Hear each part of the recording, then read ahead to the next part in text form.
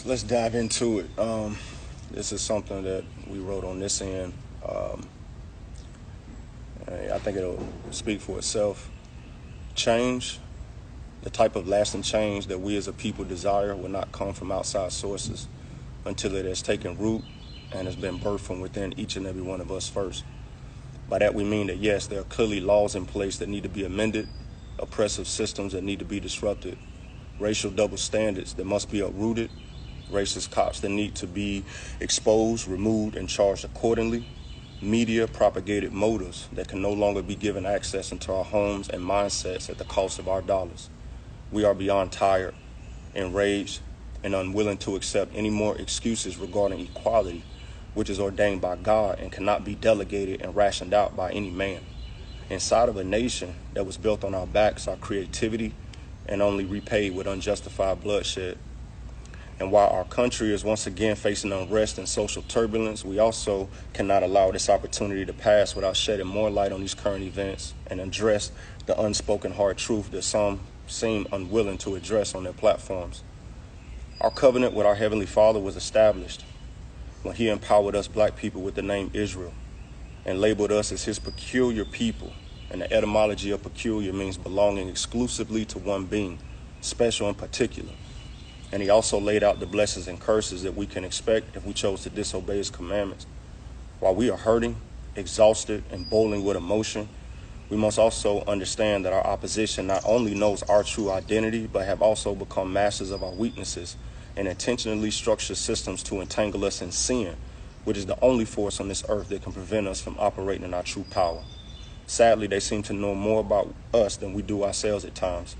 So in no way are we aiming to divert the much needed and overdue attention away from the situation at hand with these unarmed killings, and we fully stand with all of the families of those who have been slain and the protesters around the globe who, like us, are frustrated, angry, and tired of not only the unjustified killings, but also the slow response in arresting and convicting those responsible. What is violently taking place with every one of these senseless killings of our brothers and sisters is madness and completely evil. However, because we only seem to unite at this level of magnitude when we are being killed by someone outside of our own race, we must take advantage of this because we may not have another great opportunity such as this to address certain points. And in closing, after justice has been served for the deaths of George Floyd, Breonna Taylor, David McAddy, Ahmaud Arbery, and the countless others who will never be forgotten, we as a people still face an even greater obstacle to overcome, and that's facing how we unite once again toward the mission of loving ourselves and each other. So, I know she touched on it at the top of it. I know you're heavy. But how do you feel when you look out, when you see the posts, you listen to the news, talk to friends and family, being a woman, being a mother, having lost a nephew? How does this hit you?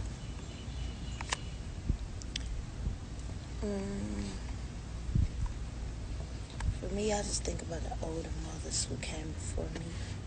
We had lost a lot of our older mothers. My grandmother's gone. Like, we used to sit and talk to the older mothers, and they shipping up out of here. Because it's like a foreign country to them.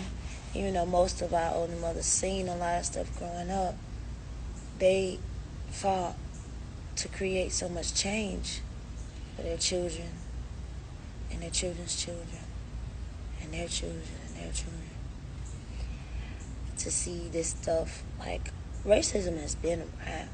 It just hasn't been on the forefront like it is now. Like, we've had so many people to lose their lives by a police officer. I can't remember the man that was just a security guard in the neighborhood, and the young man lost his life because he was wearing a hoodie. Trayvon. Yeah. To see it be so in our face right now, the older people are just shipping up out of here because they can't take it. They don't understand it. And so when we don't have them anymore, as a young generation, we just ready to what we be like, what's good? What's good? Like, we tired, we angry, we ain't never seen this. Like the older generation, like my grandma and them, they seen it before. They they had dealt with some of that type of stuff. But we ain't never dealt with that before. So to see it how it happened on the video, and it was just like literally a man crying out.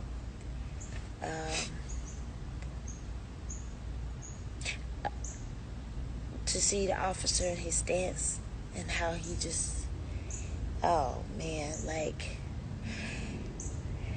the world is angry. So with that being said, again, as a woman and as a mother, it ain't no difference from like we sit our sons down. My son is only 8. He's not old enough, but I have nephews whom are out there trying to find their way, whom I can't even get on the phone right now because if I could, they so full of, they angry. It's nothing really I can say. Yeah. But most mothers are sitting their kids down, and we be like, don't you go out there, don't you? Cause why we saying that? Because we want our children to survive. Like, I need you to survive. I need you to live. I need to be able to touch you. I need to see you to grow old and see it. You have children and your children have children. Like, I want you here. Like,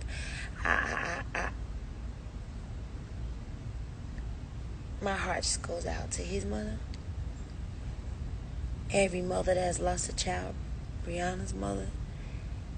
Like, I'm just lost for words because it's almost like I want to say we shouldn't do this and we shouldn't do that, and we shouldn't do certain things, but we're angry.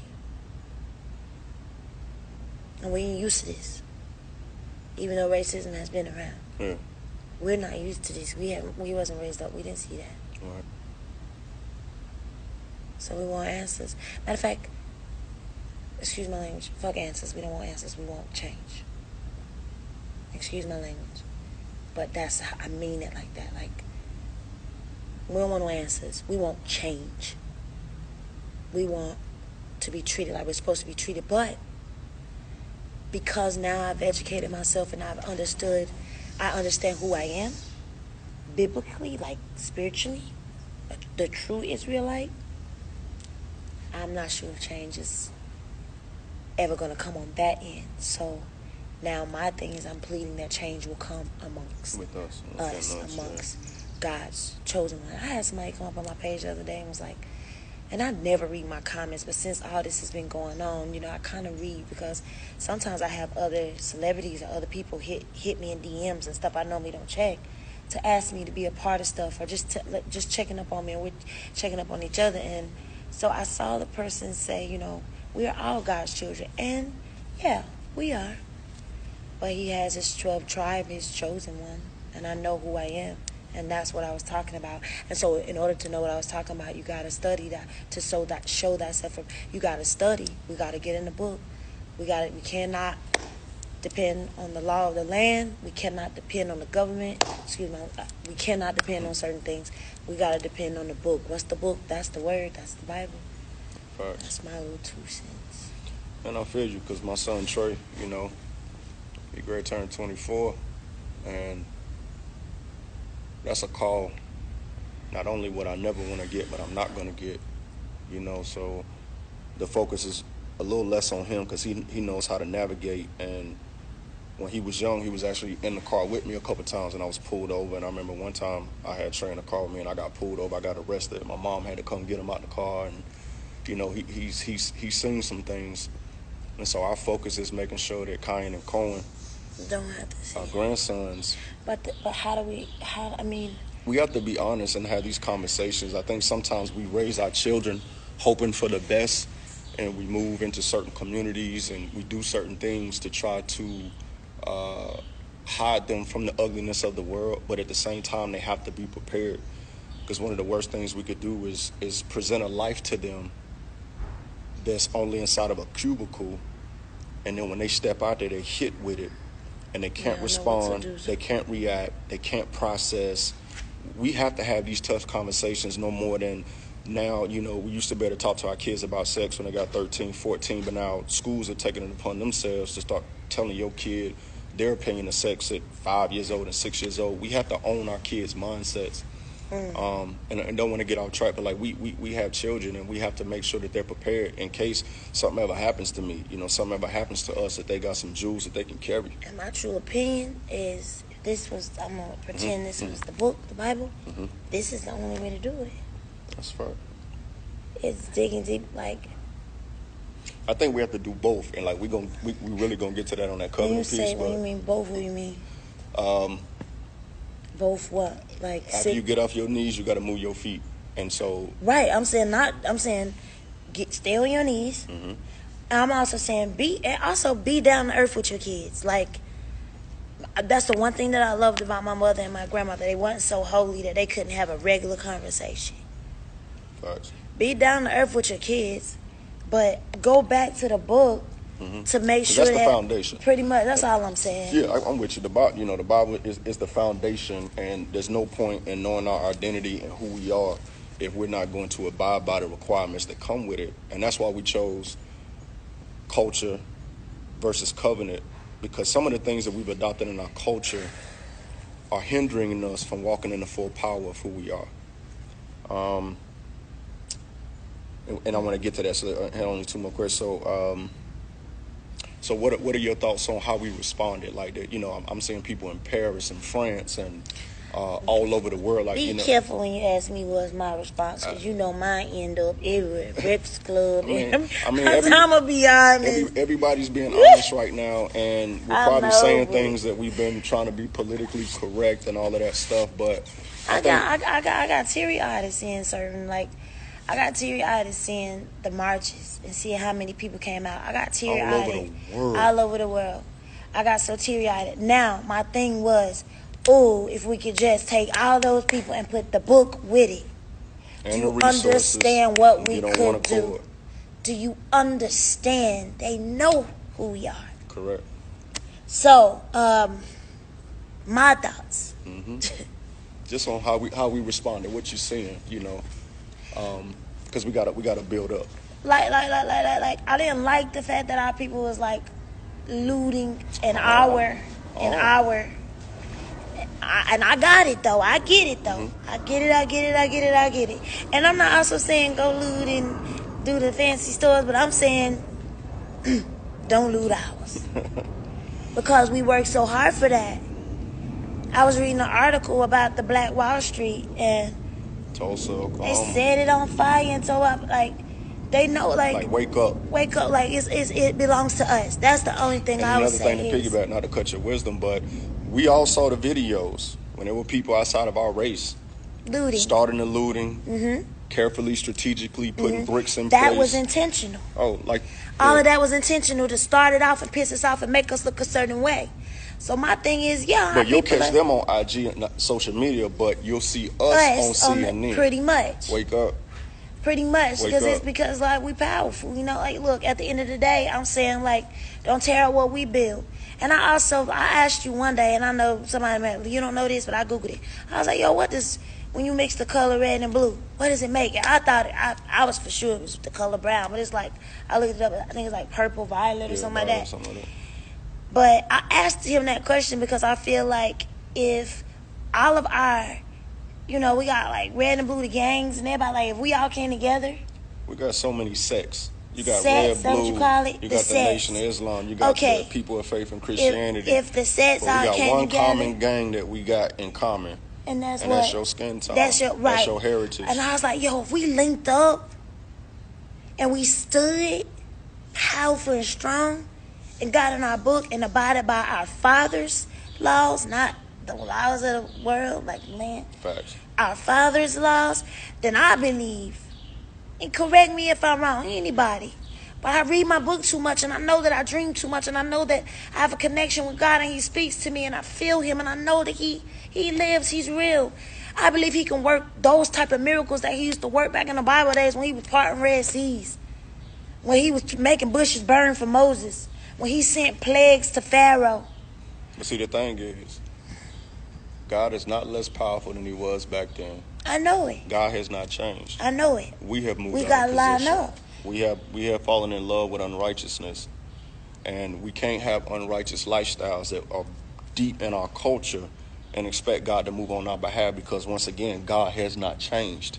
He's not going to bend the law and cut corners just because we are his peculiar. We have to get in position, and we have to get in line and make some tremendous sacrifices in order to have something war on our behalf that's greater than this earth we live in. And we great jump dead into that. The last thing on that particular piece, we're going to get out of culture and get into covenant. You know what? I know. No, take your time. You know what? You know what's so crazy to me? I was like, we and I was guilty of this at one point. Like, do you notice, like, we only pray when we're going through something? Oh, I'm about to get to that.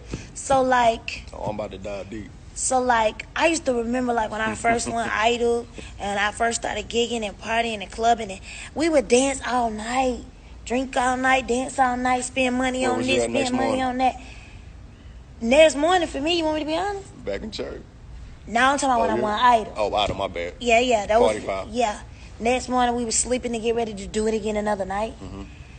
And so what I'm trying to get to is that if we spent that much time on our knees and praying, now I ain't saying we got to be so deep. Like, you can still have fun.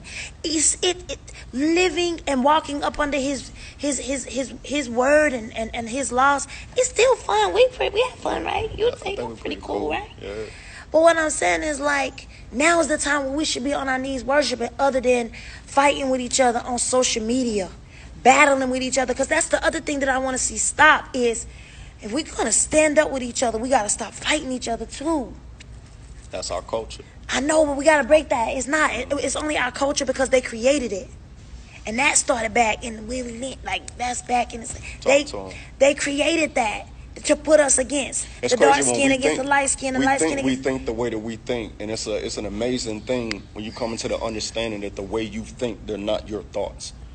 That our thoughts are being programmed, they are being systematically placed in our head. Pretty much. And we're adopting them. Pretty much. But they're not our thoughts, they're not our ways. So that's all I'm saying is, like, if we spent that much time digging deeper to educate ourselves and find out who we really are, we can stand up against them in a way where they're going to be like, what the? Hold up. Honestly, be honest, if we knew how to remain collective and unified, we don't have to stand against anything. Because we're in all the positions that we need to be in, but we're segmented. We're disconnected. The sad part is we do. But then somebody comes out the blue, like some of the videos that I've been watching, and it's one cop or it's one dum-dum that, like, when you told me the man they shot in somebody's car. Yeah, they just caught them cats. For that no young man reason. And his wife heading home. They was headed home.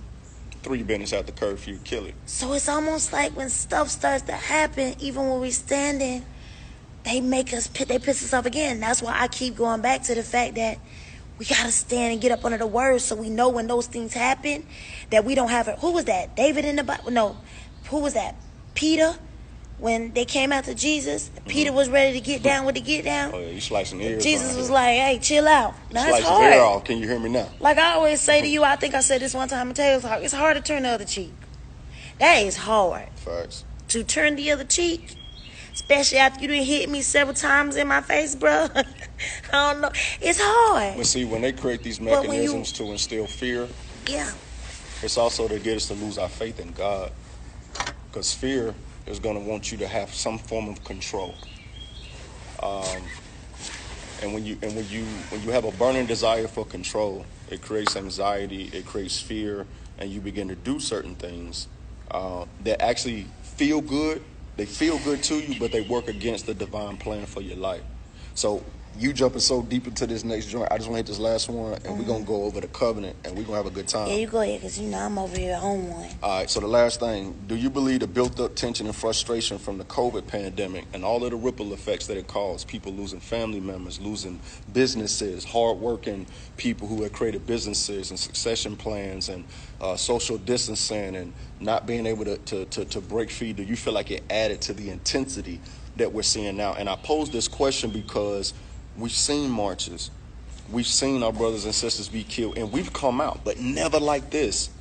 There's certain things that are working, that can be working in our favor, if we play it right. But I just want to know, and then we're going to go full throttle for the rest of our time. Do you feel like the COVID pandemic has added to the intensity of what we're seeing right now? Because, and forgive me, I could be wrong, so I may be wrong, but I didn't see a global united standing when Trayvon was murdered. I didn't see it with Mike Brown or Sandra Bland. I saw us go hard here, but this is different. You asking me? I feel like you keep trying to get me in trouble. I mean, you're the only person I can talk to. I'm rowdy. I'm the only one I can talk to. I'm ready to know. Hey, what y'all think? Ship. Stop playing. Oh, they said next Tuesday. I think it do, because you already know how I feel about that. Right. You already know how I feel about the whole COVID-19. Facts. Because we know who that impacted the most. Okay, who did it? So that's why I posed the question. So you won't get me in trouble, because I'm always want to get in trouble. You have to come clean me up. I think certain things are grand design, as I said before, systematic. I'm not a conspiracy theorist, but I got phenomenal common sense. The best time to destroy an enemy is when they're at their weakest. So you disrupt our finances, you disrupt our immune system and our health, you disrupt our family, divorces are skyrocketing. You put us where we can't connect with each other, which creates good energy and natural healing to us. You shut down the churches. You messed me up for the gym, because I've gained a pound or two. What is this? I think somebody thought I was pregnant because I didn't gain weight. Yeah. So back to it. I'm just saying, you shut down everything. And all the black businesses took it here. A lot of businesses took it. Hear me. A lot of businesses took it. Yeah, but most of the black businesses took hits. Now, there are some that was not black that took hits too. Because I got to also say, I got a lot of friends who are not black, who are white, who have texted me, who have loved on me, who stand with me, who support me. I have nieces and nephews who are biracial. So this is not a bad session on... It's just to the ones who are crooked-minded. But we also can no longer feel bad about standing up and loving ourselves and feeling like it's an elephant in the room. Of course not. On times other than this. Of course not. You know, we got to be able to have this thing every single day. But you know, I had one of my white friends, I'm not going to say no names, who called me and was brokenhearted and was like, yo, me too. I don't even want to be white no more. Right. I for real, I was like, don't say that. She was like, I'm serious. Like, this is crazy. Like, she was like, I know who you are. I know what the power. I know who y'all are. And this is ridiculous to me. I can't stand this. So I said that to say this. It's some out there protesting. They're standing with us. Right. You know what I mean? Because if we want to break down the 12 tribe, now, I put everybody to the test. Those who are really listening and in here with us and don't want to combat and have an argument, I put you to the test to look up who the 12 tribes are. It'll change everything. It'll change everything. Look up who are the 12 tribes of Judah. Israel and Judah. Oh, sorry about that. Israel and Judah. Because remember, I didn't know, like, I'm just learning a lot of stuff. So I said that to say this. It's a lot of people out there standing with us and who think that this is buffoonery. I cried when the cop, he was a white cop, and it was another black cop too that made me cry, because he was like, yo, he lost his job. I know one quit. Yeah, he quit his job. He quit. But the white cop... Salute to you, brother. Yeah, salute to you. And the white cop who stood with us and was like, yo, I'm going to take a knee. I'm not doing this. Yeah, a lot of them are. And I respect that. I respect that. Because we not taking no... Like, times have changed. This is it. We're not taking no more. But go ahead. Let's go ahead. Let's just go ahead and jump into it. Go ahead. All right. Let's talk about culture. Forgive me, covenant. The one thing we can never ask or expect is for another race to place greater value on our lives than we do ourselves.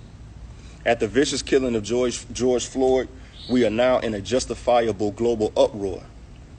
But when we kill each other, it's treated as common culture, or worse, acceptable entertainment on live platforms and programming such as the First 48, which are all designed to desensitize us to the sacred value of our black lives before God. So, is it a double standard or hypocritical to say that we can kill each other daily, but no one else can? Similar to how our culture responds to the N-word, where we speak it freely with smiles between each other, but we become enraged when someone else communicates it. This is another side effect of our culture.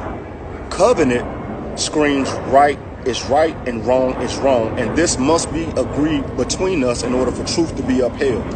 But our culture has allowed these gray lines to remain inside of our cultural rule book that leave room for great confusion and allows mayhem to exist inside of the fine print. So you have to ask yourself, right now we all have each other's attention. We're looking each other in the eyes. We're in arms with each other. We're taking knees with each other. We're tearing stuff down with each other. What happens after? And I say that because certain resources are going to come, right? Not reparations, but I heard Bank of America's donating $1 billion, Fashion Nova's donating $1 million, a lot of celebrities are donating money. There's going to be awareness. They're talking about changing the way a 8-step process. I think maybe Tony Don posted an 8-step process that they have to do to de-escalate. Shooting has to be the last resort. All of that good stuff, right? So let's say we get away. Let's say in a perfect world, we don't have an unarmed killing by a police officer for the next 12 months. Now what do we do as a culture? I said it in the beginning. I know, but we here now. And you ain't even look at my note. One thing about me and my wife, we don't talk about stuff before we go live. Like I'll be in a position, I'll be ready to tell my wife something. She said, just save it for the joint. Like this ain't what hurts. This is super raw. Yeah. I said that to you in the beginning. I was like, I feel like we need to what I went and do to see, and I may get in trouble for this, but my heart been heavy. What I went and do to see T.D. Jakes and Farrakhan and Bob Johnson and all the billionaires, because it takes faith and finances. They have to coexist. What I went and do to see us all in a big old field somewhere, just letting them hit the podium and teach and just guiding us or giving us some stuff that most don't know, because some of us don't. And that thing right here is what I'm trying to hit, because unfortunately this is gonna fade out. It's gonna fade out. And then we're back to coexisting and managing ourselves in our own neighborhood, at our own stores, at our own round tables. Now, what we back to is COVID-19. Man, ain't worried about COVID. With the made up whole. She losing weight. She was a fat girl, but she losing weight. I was wondering. I was like, why we ain't hearing nothing about the COVID? Oh, because it was all intentional. We all know that. You know what I mean? Oh God, I love it. But the biggest thing that concerns me is, never have we been connected and in sync globally. We may never have an opportunity to be able to make sure these lives are not in vain. Because sometimes getting the right person arrested, that's not enough. If we don't turn this into something greater, it's still in vain. They can pay. They can sue the police station, give that family some money, to all these different families. They can change the rule book, so on and so forth. The greater opportunity here, the greater reward, is if we use this opportunity to connect, to network, to join arms, to link, to make some sound decisions as a global front, that we are no longer doing this. We're no longer going to spend our money here. We're no longer tuning into this, and start to send that way, because like I said in my post, that's how you protest every single day of the year. But you know what's so crazy? Talk to me. Yeah, I'm over here playing. I gotta do it. Oops, sorry. The crazy part is, okay, I get exactly what you're saying. And that's what we need to do. But it's been going on for so long. And we have been downloaded with so much wrong. It's going to be the slowest marathon ever. But are we willing in this generation to be pioneers? That's the question. To say that we willing because to just... I even sit while I'm on here, and I feel like certain people will take pieces and pockets and pieces and pockets, and they'll try to find something that we say to tear it down, and the whole meaning of what we're doing will be overlooked. We almost weren't going to do this. We almost, because it's scary. Yeah, and it be mainly from us, my sister and my brother. Everybody is looking. I posted something earlier today, like when we communicate, instead of us listening to each other's hearts, we're already thinking of our reply. And so, with what you're saying, yes, I hope that it happens. God, me, what I wouldn't do to see that happen. But I would just like to see one day where we could do something where we're not tearing each other down or trying to find something to take and turn it into a negative thing and keep it a positive thing. Because when we can figure that out, then we can all stand together as one. And that's why my heart hurts. That is why my heart hurts. Because it's almost like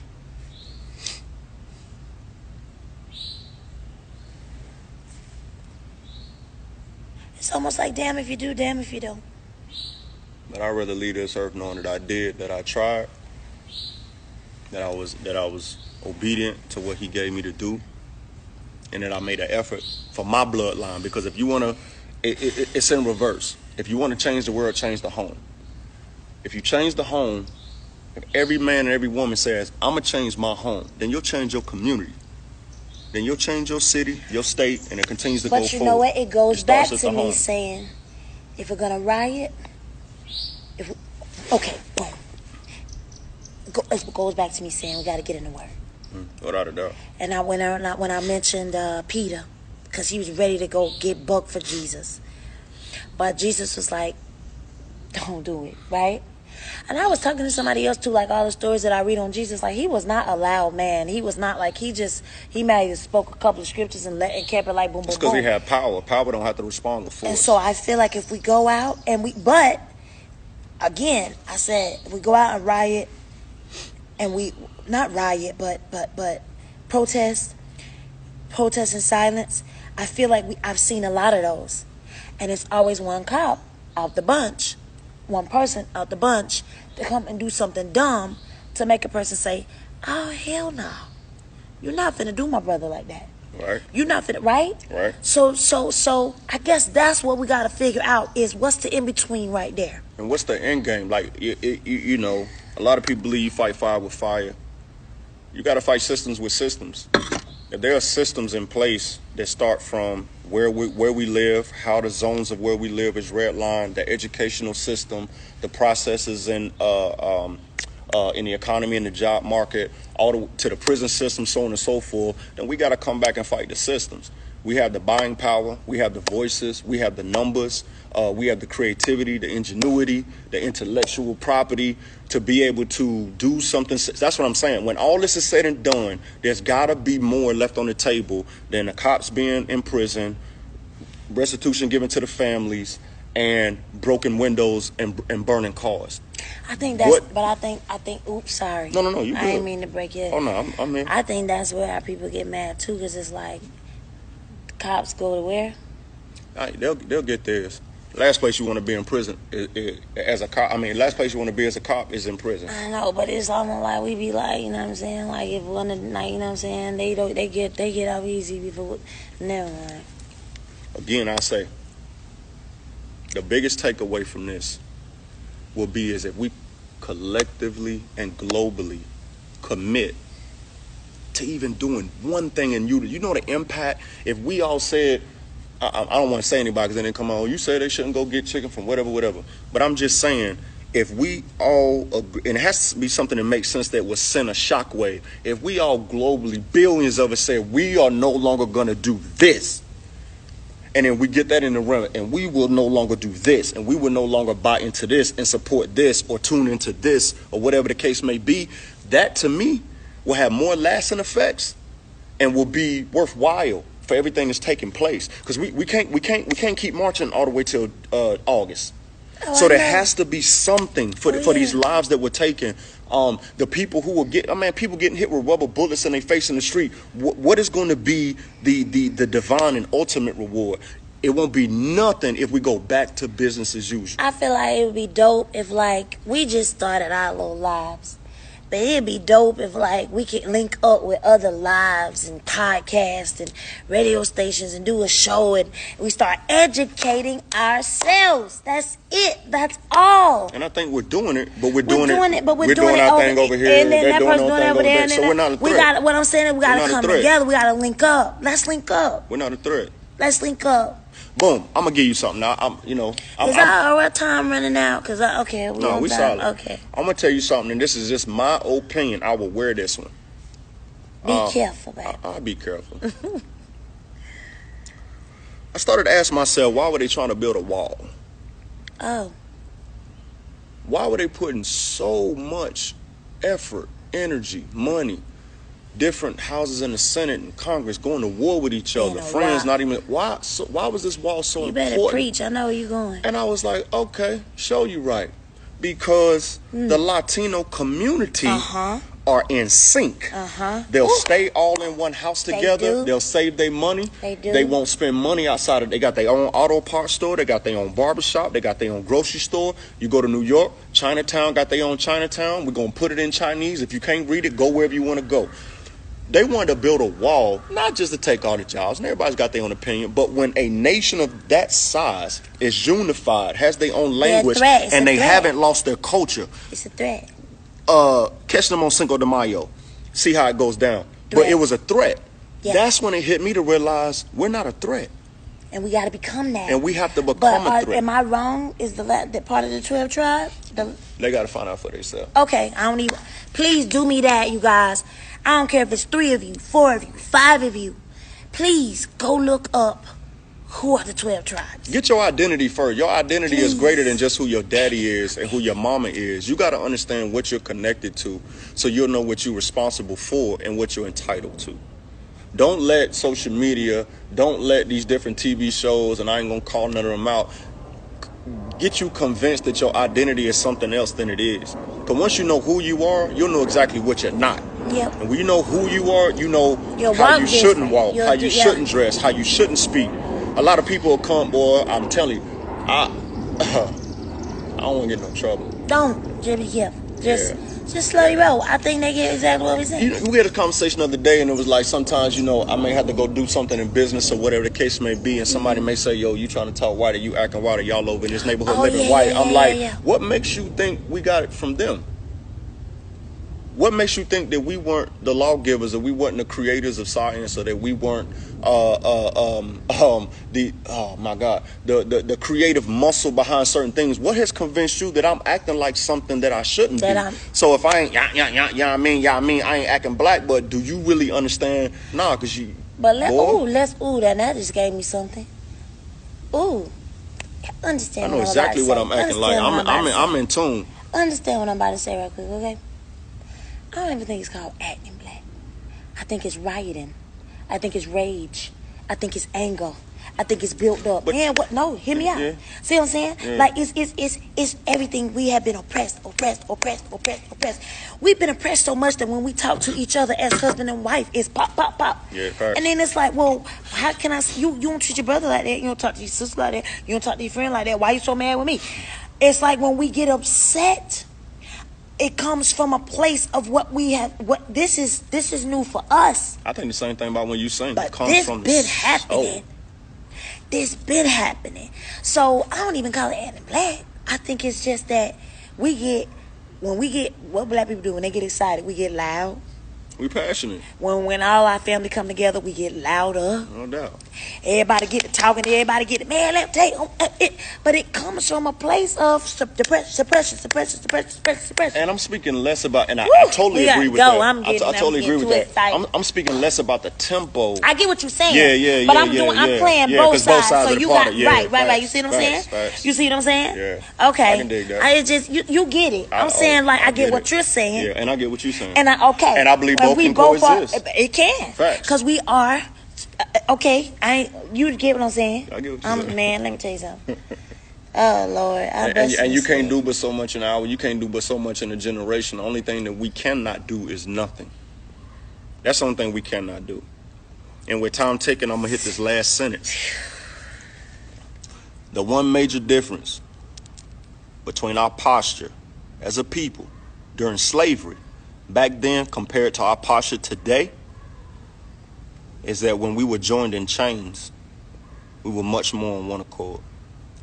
But we are unable to accept that we must be chained together in order to move on one accord. And the one thing I'm going to say, and this might not make no sense to some, but I think we as a people got to get back to having like a kid-like spirit. And what I mean by that is we got to learn how to dance in the rain. We got to learn how to dance in the rain. What do you mean by learning how to dance in the rain? When we were kids and it rained and you walk outside, either if your parents made you wait till it stopped raining, what's the first thing kids do when they walk outside? Go jump in the biggest They puddle find they the can biggest find. puddle they can find. But we be right? like, not my Yeah, we be J's, like- not my J's. We gotta learn how to dance in the rain again, and we gotta get back to that whole saying what kids used to say: sticks and stones, Oh, they boom. break my bones. Sean King. Wait, now I was going somewhere. My bad, Sticks girl. and stones, they break my bones, but words don't hurt me. You remember everybody used to say that? Facts. Like a kid, I watch little kids when they're around, like when my son's friends are around, or my little bitty nieces and nephews.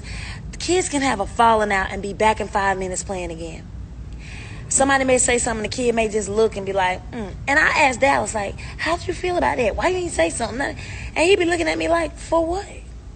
Right. We got to get back to kid-like spirits where we not allowed, because even on this Taylor Talk, there's some people on here that are saying some crazy things. But sticks and stones may break my bones. But words, they can't hurt me. Because I know that I'm covered under the blood of Jesus Christ. So when we know that, we move different. That's my little piece. It's getting dark out here. You know I'm dark skinned. They ain't going to be able to see me in a minute. But that's my little piece. So there you have it. I skipped over half the stuff. I know I can get long-winded. I know that we can get off topic at times. But if we leave you with anything, culture versus covenant. Covenant is where our power source is. And when all this dies down, we got to make sure the fire stays lit and remains in us so we can pass that torch to our kids. So therefore, we're going to have to look at our culture and our behavior and our decision-making in order to add value to the opportunities that we have, such as this. I don't think we're going to ever have as great an opportunity right now to make a statement, to connect some dots, and redeem some things as we do right now. So we're going to pray. Unless you got anything else to say.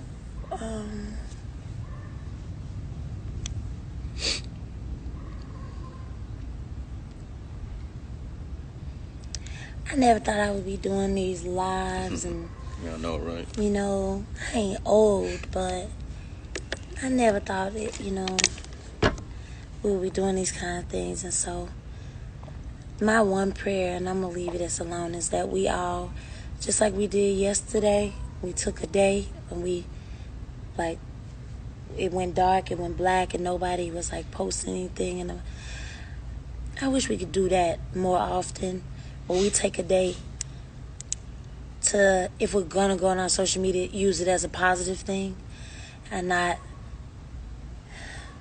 use it as, like, a time of encouraging each other and not selling sex and selling music and selling, you know, because I'm an artist and I get it. Like, at one point I never had a social media, and the label, when I was with a label, used to tell me, like, it's the way of the world, it's a new thing, you gotta have it. And I feel like when it came, it just really made opinions be more like in your face. Yeah. Like, people's Right. opinions, like, was more in your face.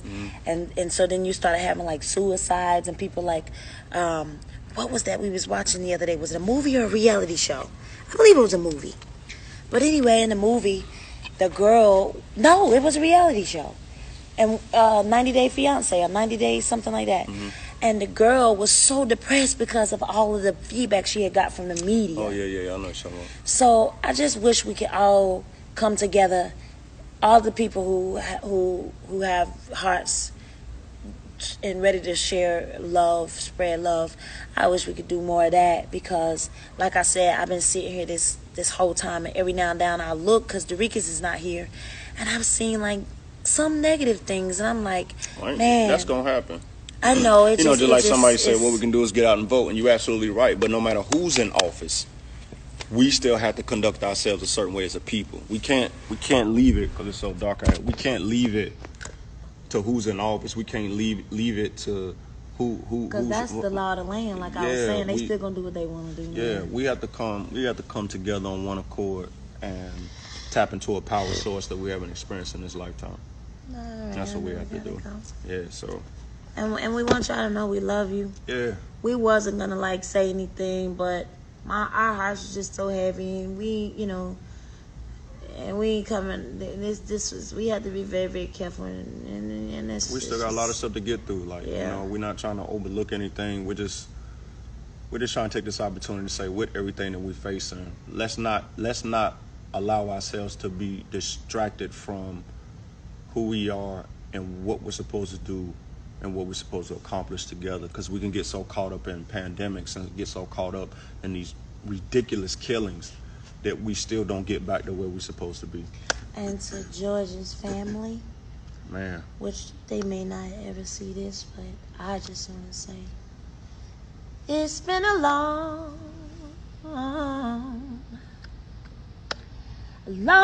time coming, but I know change gonna come. Oh, yes, it will. Yeah. Father, we thank you for the opportunity to do what you've asked us to do. We ask that those who have ears to hear heard, and those who have a heart to receive, move on it in the way that you showed them. Put your hands on the earth, Father, Yes. because it is being shaken, and maybe you're causing it. But let us not take our eyes off you. Let us be okay bringing our anger and our frustration and our anxiety and our fears to your feet as well, with the same intensity and openness that we do to the rest of the world on these social platforms. Let's make sure you're not written out of the equation, that as we chase to have laws amended and certain things put back in order, that we also realize that you're still in full control. We thank you for everybody who tuned in tonight, and ask that you speak to them personally and individually, because we all are hurting, we all are confused, and we are all trying to figure this out. Let your perfect will be done in the earth, that your glory may reign forever as it always will, Father God. In Christ Yeshua's name we pray and we thank you and we believe. Amen. Amen. Y'all have a wonderful night. Much love.